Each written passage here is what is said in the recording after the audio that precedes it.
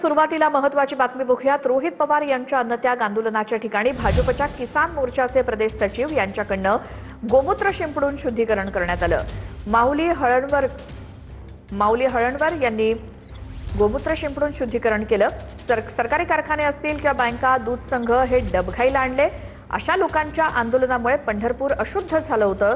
या आंदोलनामुळे वाहतूक कोंडी होऊन भाविकांची गैरसोय झाल्याचा आरोप करण्यात आलाय। हे दृश्य आपण दोन बघतोय ती म्हणजे रोहित पवार यांचं पंढरपुरामध्ये 3 दिवस अन्नत्याग आंदोलन झालं। त्यानंतर त्यांनी आंदोलन मागे घेतलं। मात्र या आंदोलनानंतर आंदोलनाच्या ठिकाणी भाजपच्या कार्यकर्त्यांना गोमूत्र शिंपडलं आणि या जागेचं शुद्धीकरण केलं। भाजपच्या किसान मोर्चाचे प्रदेश सचिव माऊली हळणवर यांनी गोमूत्र शिंपडून या जागेचं शुद्धीकरण केलं, ज्या ठिकाणी रोहित पवार आंदोलनाला बसले होते।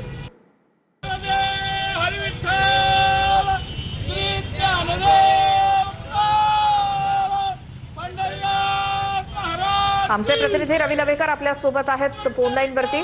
रवी, ज्या ठिकाणी रोहित पवारांचं आंदोलन त्या ठिकाणी भाजपच्या कार्यकर्त्यांना गोमूत्र शिंपडलं, काय प्रतिक्रिया?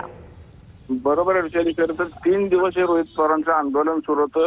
शेतकऱ्यांना जी कर्जमाफी झाली त्याची हातकाठी काढून शेतकऱ्यांना सरसकट कर्जमाफी करावी यासाठी आंदोलन करण्यात आलं होतं। मात्र भाजप किसान मोर्चाचे प्रदेश सचिव माऊली हळणवर यांनी मात्र या आंदोलनासाठी गोमूत्र शिंपडून शुद्धीकरण केल्याचा देखील त्यांनी दावा केलेला आहे। तर ज्यांनी सरकारी कारखाने, बँका आणि दूध संघ डबघाईला आणले अशा लोकांच्या आंदोलनामुळे खरं तर पंढरपूर अशुद्ध झाल्याचा देखील त्यांनी आरोप केलेला आहे। त्याचबरोबर त्यांनी आंदोलनामुळे वाहतूक कोंडी देखील होऊन भाविकांची गैरसोय झाल्याचा आरोप करत आचारसंहिता आणि जमावबंदी आदेशाचे उल्लंघन झाल्याचा दावा करत संबंधितांवर, आंदोलकांवर जे काही आंदोलक होतात सर्वांवरती खरं तर कारवाई करावी किंवा गुन्हे दाखल करावे अशी मागणी देखील आज माऊली हळणवर यांनी केलेली आपल्याला पाहायला मिळत आहे।